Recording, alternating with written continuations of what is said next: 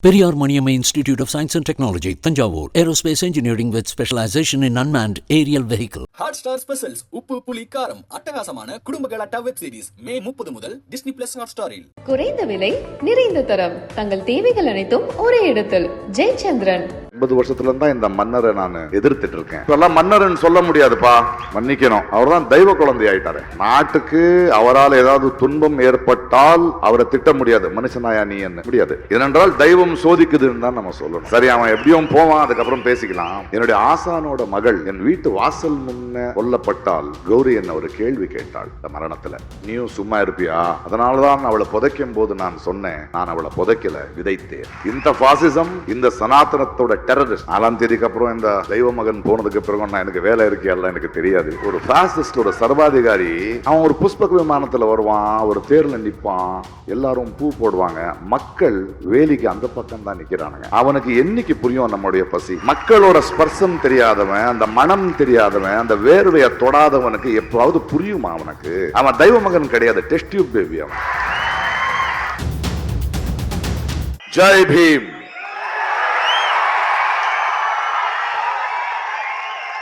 எப்படி இருக்கீங்க செல்லம்? எல்லோருக்கும் வணக்கம். ஐ லவ் யூ டூ செல்லம்.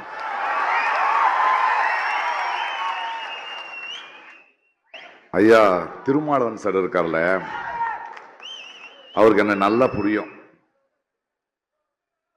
நான் பெங்களூர்ல ஓட்டு போடுறதுக்காக போயிருந்தேன். இந்த அரசியல், இந்த எலெக்ஷன் பல இடங்களில் பேசிக்கிட்டு இருந்தேன். ஃபோன் அடிச்சாரு. எங்க இருக்கீங்க? பெங்களூர்ல இருக்கு, நான் பார்க்கணும்னு சொன்னாரு. நீங்க ஏன் வரீங்க? நான் வரேன், நான் பார்க்குறேன். இல்லை இல்லை, பார்த்து தான் ஆகணும்னாரு. சந்திச்சோம். ஒரு மார்னிங் பிரேக்ஃபாஸ்ட்டு, அது இது இது எதை பேசுறாரு. கடைசியில் ஒரு வார்த்தைக்கு வருவார், நீங்க எந்த கட்சி மேடையும் உங்களை பார்க்க முடியாது. ஆமாம் சார், எனக்கு கட்சி மேடெல்லாம் நிற்க முடியாது, நான் எந்த கட்சிக்கும் சார்ந்தவன் இல்லை, எனக்கு பிடிக்காது அது. ஐயா அவருக்கு கேட்ட மாதிரி, ஆனால் உங்களோட ஒரு சின்ன அனுமதி எனக்கு கொடுக்கணும். என்ன அது? இல்லை, ஒரு விருது கொடுக்குறோம், அது எங்கள் கட்சி மூலமாக கொடுக்கணும் அப்படின்னாரு. நான் அவருக்கு சொன்னேன், நான் போராடுற கொள்கைக்காக போராடுற நீங்களோ உங்க கட்சியோ என்னுடைய தோழர்கள், நான் வர்றேன். இன்னைக்கு இங்க முன்னாடி இருக்கேன். இங்க விருது வாங்கிய பல பேர், இல்லையா திருமாவளவன் அவர்கள் போல அவ்வளவு பெரிய நீண்ட கால பயணம் இல்லை எனக்கு அரசியல்ல, கொள்கை போராட்டத்தில். ஆனாலும் நான் ஏன் பேசுகிறேன் அப்படின்னு பலர் கேட்கிறாங்க. அவங்களுக்கு ஒரே ஒரு பதில் சொல்லுவேன் நான். இத பாருங்க, உடம்புக்கு ஒரு காயமானால் நாங்க சும்மா இருந்தாலும் அந்த வலி குறைஞ்சிரும், காணாம போயிடும். ஆனா ஒரு சமுதாயத்துக்கு, ஒரு நாட்டுக்கு காயமானால் நாம் பேசாம இருந்தா அதிகமாகும். நான் ஒரு கலைஞன் தான், ஆனா என்னோட திறமையால நான் கலைஞன் ஆகவில்லை. என்னை விட திறமைசாலிகள் அதிகமா இருக்காங்க. அன்னைக்கு இன்னைக்கு ஒரு மேடையில நான் நிக்கிறேன் அப்படின்னா என்னுடைய திறமை மட்டும் இல்லை, அது மக்களோட அன்பு, மக்களோட நம்பிக்கை. ஆக ஒரு மேடி ஏத்திய மக்களுக்கு, ஒரு சமுதாயத்துக்கு ஒரு பிரச்சனையா இருக்கும்போது, ஒரு கலைஞன் கோழையாயிட்டா ஒரு சமுதாயம் கோழையாயிடும். நான் செஞ்சிட்டு இருக்கிறது பெரிய வேலை இல்லை, அது என்னுடைய கடமை, அது என்னுடைய மனசாட்சி. ஏனென்றால் வாழ்க்கை ஒரு கலைஞனா எனக்கு புரியுது. அந்த புரிதல் எனக்கு என்னோட திறமையில வந்ததில்லை. லங்கேஷ் போன்ற, மார்க்ஸ் போன்ற, அம்பேத்கர் போன்ற, காந்தி போன்ற, பாரதி போன்ற, இப்படி பலர்களோட சிந்தனையை படித்து அதை உள்வாங்கி அதனாலதான் வந்தது எனக்கு இந்த புரிதல். அந்த புரிதல் இருக்கும்போது கண்ணுக்கு தெரியுது இல்ல என்ன நடக்குதுன்னு. 10 வருஷத்துக்குல இருந்து தான் பேசிக்கிட்டு இருக்கேன். 9 வருஷத்துல இருந்து தான் இந்த மன்னரை நான் எதிர்த்துட்டு இருக்கேன். இப்ப எல்லாம் மன்னர்ன்னு சொல்ல முடியாதுப்பா, மன்னிக்கணும். அவர்தான் தெய்வ குழந்தை ஆயிட்டாரு. அவரை இனிமே நம்ம தேர்ந்தெடுக்க முடியாது. அவர்தான் நாட்டுக்கு அவரால் ஏதாவது துன்பம் ஏற்பட்டால் அவரை திட்ட முடியாது. மனுஷனாயா நீ என்ன முடியாது. ஏனென்றால் தெய்வம் சோதிக்குதுன்னு தான் நம்ம சொல்லணும். சரி, அவன் எப்படியும் போவான், அதுக்கப்புறம் பேசிக்கலாம். கௌரி லங்கேஷ் இங்க பேசிட்டு இருக்கிற மாதிரி அவருடைய அப்பா லங்கேஷ்னு ஒருத்தர் இருந்தார். அவர் தான் என்னுடைய ஆசான். அவர் ஒரு பத்திரிகையை நடத்திட்டு இருந்தார். ஒரு மாபெரும் சிந்தனையாளர், எழுத்தாளர். அவர் தான் எங்களை சிதைக்கினார். அவருடைய கோபம் தான் இன்னும் எங்களுக்கு இருக்கு. அதாவது அந்த காலத்திலேயே ஒரு பத்திரிகையை ஆரம்பிக்கும் போது, அதை நடத்தும் போது விளம்பரம் வாங்காம பத்திரிகை நடத்துவார். பத்திரிகையை வாங்குற மக்களுக்கு அவர் எழுதுவார், இந்த பாரு, இந்த கோல்கேட்டு சோப்பு விற்கிறவங்க கிட்ட எல்லாம் போய் நான் கெஞ்சிட்டு இருக்க முடியாது, ஒரு 2 காசு அதிகம் போட்டு வாங்குங்கப்பா பாரு. அந்த பத்திரிகை நடத்தும் போது அதுல பல மேடைகளை உருவாக்கினார். நிறைய இளைஞர்கள், கவிஞர்கள், கதாசிரியர்கள், இலக்கிய சிந்தனை இருக்கிறவர்கள், கொள்கைகளை பத்தி பேசுறவர்கள், இவர்கள் எல்லாருக்கும் ஒரு இடம் கொடுத்துட்டு இருந்தாரு. ஒரு ஆட்சியே அவர் பேசுறாருன்னா பயப்படும். அப்பேற்பட்ட ஒரு ஆசானை நான் ரொம்ப கிட்டத்துல இருந்து பார்த்திருக்கேன். அவர் நிரந்தரமா ஒரு விஷயம் சொல்லுவார் எங்களுக்கு. ஒரு பத்திரிகையும் ஒரு சாதாரண குடிமகனும் ஒரு கலைஞனும் நிரந்தரமான எதிர்கட்சியா இருக்கணும். நிரந்தரமான எதிர்கட்சியா இருக்கிறது தான் அரசியல் எனக்கு சொல்லிக் கொடுத்தவர் அவர்தான் எனக்கு. உன்னுடைய நண்பனே ஆளும் கட்சியானால், அதிகாரத்துக்கு வந்தால் நீ அவனுக்கு எதிர்கட்சியா இருக்கணும். அப்பேற்பட்ட ஒரு ஆசான். அவருடைய மகள் கௌரி 35-40 ஆண்டு காலம் ஒரு தொடர்பு. அப்படி வளர்ந்தவங்க நம்ம. அவர் ஒவ்வொரு டைனிங் டேபிள்லையோ இல்லை அவருடைய எடிட்டோரியல் டேபிள்லையோ ஈவினிங் ஆனால் நம்ம அங்கே போய் உக்காந்தா எங்களுக்கு கிடைச்ச, நாங்கள் பார்த்த தொடுவானங்கள், எங்களுக்கு கிடைச்ச அனுபவங்கள் ரொம்ப அதிகம். அப்பேற்பட்ட கௌரியை சுட்டு கொல்லும் போது, அதற்கு முன்னாடி தபோல்கர் இருக்கட்டும், பன்சாரே இருக்கட்டும், கல்புர்கி இருக்கட்டும்னாலும் நான் கர்நாடகத்தில் தான் பேசிக்கிட்டு இருந்தோம். பேசலேன்னு இல்லை, அப்பவும் பேசிக்கிட்டு தான் இருந்தேன். ஆனால் என்னுடைய தோழி, என்னுடைய ஆசானோட மகள் என் வீட்டு வாசல் முன்ன கொல்லப்பட்டால் கௌரி என்ன ஒரு கேள்வி கேட்டாள். அந்த மரணத்துல நீயும் சும்மா இருப்பியா அப்படின்னு. அதனால்தான் அவளை புதைக்கும் போது நான் சொன்னேன், நான் அவளை புதைக்கல, விதைத்தேன். இந்த பாசிசம், இந்த சனாதனத்தோட டெரரிஸ்ட் ஒரு குரலை அடக்கினோன்னு நினைச்சா அதை விட வேகமான ஆழமான குரல் எழுந்திரிக்குங்கிற காரணத்தினாலதான் 8 வருஷமா நான் பேசிக்கிட்டு இருக்கேன். 4ஆம் தேதிக்கு அப்புறம் இந்த தெய்வ மகன் போனதுக்கு பிறகு நான் எனக்கு வேலை இருக்கியெல்லாம் எனக்கு தெரியாது, இருக்கட்டும். ஆனால் இது ரொம்ப முக்கியம். அம்பேத்கர் சுடர் எனக்கு கொடுக்கறீங்க. நான் தலித் கிடையாது, ஆமா. ஆனால் அம்பேத்கர் இந்த கான்ஸ்டிடியூஷனை எழுதாம இருந்திருந்தால் இந்த நாடு எப்படி இருக்கும்னு யோசிக்கும் போது எனக்கு பயமா இருக்கு. ஏனென்றால் அவருடைய சிந்தனையும் அவர் நினைத்த இந்த கான்ஸ்டிடியூஷன் பசியால பிறந்ததில்லை, வழியால பிறந்ததில்லை, அவமானத்துக்கு பிறந்தது. இன்னைக்கு வேர்வை மனம்னு பேசிட்டு இருந்தாரு. ரீசெண்டா இந்த எலெக்ஷன் கேம்பெயின்ல நான் வாடிங்கிற ஒரு ஊருக்கு போயிருந்தேன் கர்நாடகால. அங்க ஒரு ரயில்வே ஸ்டேஷன் இருக்கு. அங்கே பல வருடங்களுக்கு முன்னாடி அம்பேத்கர் இறங்கி இருந்தாராம். அதுக்கு பீமஸ்பர்ஷம்னு சொல்லுவாங்க அந்த இடத்துக்கு. அங்க இறங்கினேன்.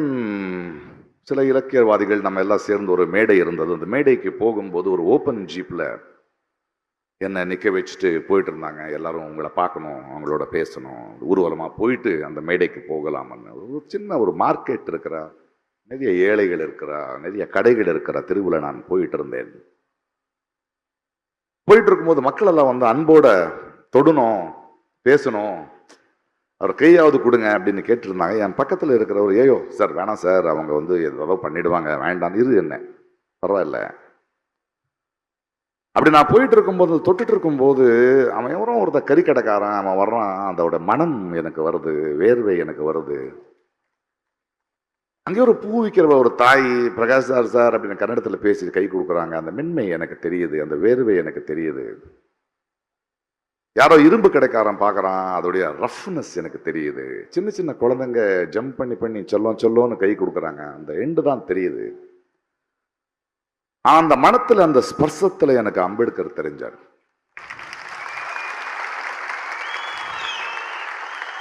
இத பாருங்க, அப்படி பார்க்கும்போது இந்த தெய்வ மகன் மன்னரை நினைச்சேன் நானு. அவனை பாருங்களேன், ஒரு பாசிஸ்ட், ஒரு சர்வாதிகாரி. அவன் ஒரு புஷ்பக விமானத்துல வருவான், ஒரு தேர்ல நிற்பான், எல்லாரும் பூ போடுவாங்க, மக்கள் வேலிக்கு அந்த பக்கம் தான் நிக்கிறானுங்க. அவனுக்கு என்னைக்கு புரியும் நம்முடைய பசி? மக்களோட ஸ்பர்சம் தெரியாதவன், அந்த மனம் தெரியாதவன், அந்த வேர்வையை தொடாதவனுக்கு எப்போவாவது புரியுமா அவனுக்கு? அவன் தெய்வ மகன் கிடையாது, டெஸ்ட் டியூப் பேபி. அவனை அப்படி விட்டுறலாம். நான் இவ்வளவுதான் பேசுறது ரொம்ப மகிழ்ச்சியா இருக்கு இந்த விருது நான் இங்க வாங்கும்போது. ஆனா வேலை இதோட நிக்காது. நான் வந்து மன்னர் வருவாருங்கிற பயம் எனக்கு இல்லை. அச்சமில்லை, அச்சமில்லை, அச்சமில்லை என்பவன் நான். நம்மளுடைய பயம்தான் அவனோட பலம். அண்ட் ஒரு சர்வாதிகாரி, ஒரு ராட்சசன் இருக்கான்ல, அவன் ஜெயிச்சு யாரும் எனக்கு எதிர்ப்பு இல்லைன்னு சொல்லும் போது அவனுக்குள்ள ஒரு சின்ன மனுஷன் இருப்பான். ஆனா தோக்குறாங்கிற பயம் வந்த உடனே அவன் ராட்சசன் ஆவான். அந்த நிலைமையில தான் அவன் இருக்கான் இன்னைக்கு. ஆக நம்ம அதுக்கு தயாராக வேண்டியதா இருக்கு. நம்ம ரொம்ப ஜெயிச்சுட்டோங்கிறது இல்லை, வெற்றி இல்லை. ஏன்னா இந்த 10 வருடங்கள் காலமா அவன் எங்கெங்க விதைய வெற்றிருக்கான் இல்லையா? இன்னைக்கு ஒரு சுப்ரீம் கோர்ட், ஒரு கோர்ட் ஜட்ஜு நான் வந்து ஆர்எஸ்எஸ்ல இருந்து வந்தவன் சொல்றதுக்கு பெருமையா இருக்குன்னு ரிட்டையர்மெண்ட்ல சொல்றான்னா, இது வரைக்கும் அவன் கொடுத்த முடிவுகள் எப்படி இருக்கும்னு நமக்கு புரியாதா? இது ஒரு நிரந்தரமான போராட்டம் இருக்கு. இது இந்த மோதி போடுற ஆண்கள், இவனும் வந்தான், ஹிட்லர்ல இருந்து வந்துகிட்டு இருக்கான். இவங்களுக்கு வாழ்ந்த சரித்திரமே கிடையாது. மனித நேயமோ இயற்கையோ இப்பேற்பட்ட ஆளுங்களை ஜீரணிக்க முடியாது. அவங்க மீண்டும் மீண்டும் அப்பப்போ வருவாங்க, போவாங்க. ஆனா போகும்போது அவங்க விடுற காயங்கள் இருக்கு இல்லையா, அதுல இருந்து மறுபடியும் மீண்டு வர்றதுக்கு டைம் ஆகும். மீண்டும் அவன் வராம இருக்கிறதுக்கு நம்ம முயற்சி எடுக்கணும். அதுக்காக நான் என்ன சொல்றேன், இன்னைக்கு ஒரு அம்பேத்கரை பத்தி பேசுறோம், பெரியாரை பத்தி பேசுறோம். சும்மா பேசினா முடியாது. அம்பேத்கர் ஏழை, ஆமா. தலித், ஆமா. And he was a great thinker. He was the most well-read person. அம்பேத்கரை படிக்கணும். ஏனென்றால் அம்பேத்கர் வந்து கான்ஸ்டியூஷன் எழுதுனது பிறகு அவரே சொல்றாரு, என்னுடைய எண்ணம் கரெக்டா இருக்கு, இது உண்மையாகுமா இல்லையான்னு எனக்கு தெரியாதுங்கிறார். அதற்கு காரணம் அடுத்த வர தலைமுறை ஒரு மார்க்ஸையோ, ஒரு அம்பேத்கரையோ, ஒரு காந்தியோ படிக்கிறாங்களா இல்லையான்னு தெரியாதுங்கிறது நேரடியா சொல்றாங்க. அது படிக்காதவங்க தான் உட்கார்ந்துகிட்டு இருக்கோம். தே ஆர் நாட், நம்மளுக்கு வந்து அவர்கள் சூப்பர் ஸ்டாருங்க கிடையாது, நாங்க படிக்க வேண்டியது. பிகாஸ் அதுக்கு பின்னாடி அந்த அவமானத்தையும் தாண்டி அவங்க படிச்ச படிப்பு, அவங்க பார்த்த தொடுவானங்கள், அதையும் நம்மளும் பார்க்கணும். அப்போதான் என்ன வந்து இந்த சனாதனம் இருக்கோ, இந்த பாசிசம் இருக்கோ, அது வேரோட நம்ம எடுக்க முடியும். இவங்களுக்கு என்ன சொல்லணும்னு அதை பாருங்க. ஒரு தனி மனிதனுக்கு கட்டறிவுல கட்டாயிடுச்சுன்னா அது அவன தனிப்பட்ட மனிதனோட வழி. ஆனா ஏகலவ்யனோட கட்டவிரல் எடுத்துட்டு போனா அது சமுதாயத்தின் வழி. மெஜாரிட்டின்னு சொல்றாங்கல்ல, மெஜாரிட்டியோட பொறுப்பே மைனாரிட்டியை பார்த்துக்கிறது இல்லையா? ஸோ இது வந்து தொடர்ந்த போராட்டம் ஆயிட்டே போகணும். இது வரைக்கும் நம்ம வந்து தொடர்ந்து போராட மாட்டோமோ? ஏன்னா இது வந்து வாழ்வின் முறையா இருக்கும். நம்ம நிரந்தர எதிர்கட்சியா பண்ணிக்கிட்டே இருக்கணும். ஏன்னா இது இவ்வளவு சீக்கிரம் போகிற விஷயம் கிடையாது. அரசியல்வாதிங்க, அரசியல் கட்சிகள் வரும் போகும், 5 வருஷத்துக்கு ஒரு முறை. நாம தான் பர்மனெண்ட். அரசியல்ல எதிர்கட்சி ஜெயிக்காது, ஆளுங்கட்சி தான் தோத்து போவோம். சரியானவனை நம்ம தேர்ந்தெடுத்தா மக்கள் தான் ஜெயிப்பாங்க, தேர்ந்தெடுக்கலன்னா மக்கள் தான் தோத்து போவாங்க. அதை நம்ம உணரணும். இந்த வாட்டி அவர் தெய்வமானவனானதுனால ஜோலா எடுத்துக்கிட்டு எங்கேயோ போட்டோம், அது இல்லை. ஆனால் இந்த 10 ஆண்டுகளாக நம்ம அனுபவிச்ச வழி இருக்குல்ல, அவமானம் இருக்குல்ல, ஒரு பயம் இருக்குல்ல, ஒரு ஆதங்கத்துக்காக அடுத்த 5 வருஷம், அடுத்த 10 வருஷம் இவங்க மீண்டும் வர முடியாத அளவுக்கு நம்ம செயல்ல இறங்க வேண்டியதா இருக்கு. 70 ஆண்டுகள் ஆயிடுச்சு, 70 ஆண்டுக்கு மேல ஆயிடுச்சு நம்ம அம்பேத்கர் கான்ஸ்டிடியூஷன் எழுத. இன்னைக்கு கூட மக்கள் ஓட்டு போடும்போது ஒரு பிரதமரை தேர்ந்தெடுக்க ஓட்டு போடுறதுக்கு அவங்களுக்கு உரிமை இல்லைங்கிறதே தெரியாம உட்காந்துக்கிட்டு இருக்காங்க. ஒரு முதலமைச்சரை தேர்ந்தெடுக்கிற உரிமை இல்லை. நம்மளுடைய ஒரு பிரதிநிதி, எங்களுடைய குரலை பேசுறவன் பார்லிமெண்ட்டுக்கு போகணும். 530 பேர் தான் இருக்காங்க. இது வரைக்கும் நம்ம தொகுதிகளை நமக்கு தெரிஞ்சவனாயவன், நம்மளுடைய வழி தெரியுமா, நம்மளுடைய மொழி தெரியுமா, நம்மளுடைய வேர்வை தெரியுமான்னு தெரிஞ்சவங்க நீங்க தேர்ந்தெடுக்கணும். அதை விட்டுட்டு ஒரு ஃபுட்பால் மேட்ச் பார்க்குற மாதிரி எடுத்துட்டோம்னா அப்படிதான் வச்சிருக்கானுங்க இவனை. அப்பதான் இவங்க பிழைக்க முடியும். ஆனா மக்களுக்குள்ள அடுத்த 5 வருஷமோ 10 ஆண்டுமோ நான் வாழ்க்கை முழுக்க அதுதான் பண்ண போறேன். எனக்கு அதுதான் வேலை. எனக்கு இது வேலை இல்லை. வரும்போது இன்னைக்கு ஒரு 3 பத்திரிகையாளர்கள் என்ன மீட் பண்ணிருந்தாங்க. நேஷனல் கேரவன் அந்த மேக்சின், நீங்க ஏன் தேர்தல் அரசியலுக்கு வர மாட்டீங்க? சேர்க்க மாட்டாங்கம்மா அப்படின்னு. அரசியலுக்கு யாராவது வரலாம், யாராவது உள்ள வர முடியாது. பிரகாஷ் ராஜ் இப்படி பேசுற வரைக்கும் நான் அவங்களுடைய செல்லம். தேர்தல் அரசியலுக்கு வந்தா என்ன உள்ள விட மாட்டாங்க, அது எனக்கு தெரியும். ஆனா மக்களான நமக்கு அவங்களுடைய பலசாலிங்க. நம்ம அம்பேத்கர் எழுதின கான்ஸ்டிடியூஷன்ல பவர்ங்கிறது மேலிருந்து கீழே இல்ல, கீழிருந்து மேல. அந்த சக்தியை நம்ம உணர வேண்டியதா இருக்கு. இது நம் வாழ்வின் முறையா இருக்க வேண்டிய, அடுத்த தலைமுறைக்கு நம்ம கொடுக்க வேண்டியது இதுதான். அந்த ஒரு பயணத்துல நான் நிரந்தரமான எதிர்கட்சியா இருப்பேன். நான் உங்களோட இருப்பேன், மக்கள் குரலா இருப்பேன். இன்னைக்கு கொடுத்த இந்த விருந்துக்கு நான் தலை வணங்குகிறேன். இதை நான் கௌரி சார்பாக வாங்கிக்கிறேன். நன்றி, வணக்கம். Periyar Maniamma Institute of Science and Technology, Tanjavur. Aerospace engineering with specialization in unmanned aerial vehicle. Hotstar specials உப்பு புளி காரம் அட்டகாசமான குடும்ப கலாட்டா வெப் சீரிஸ் மே 30 முதல் டிஸ்னி பிளஸ் ஹாட்ஸ்டாரில். குறைந்த விலை, நிறைந்த தரம், தங்கள் தேவைகள் அனைத்தும் ஒரே இடத்தில். ஜெயச்சந்திரன்.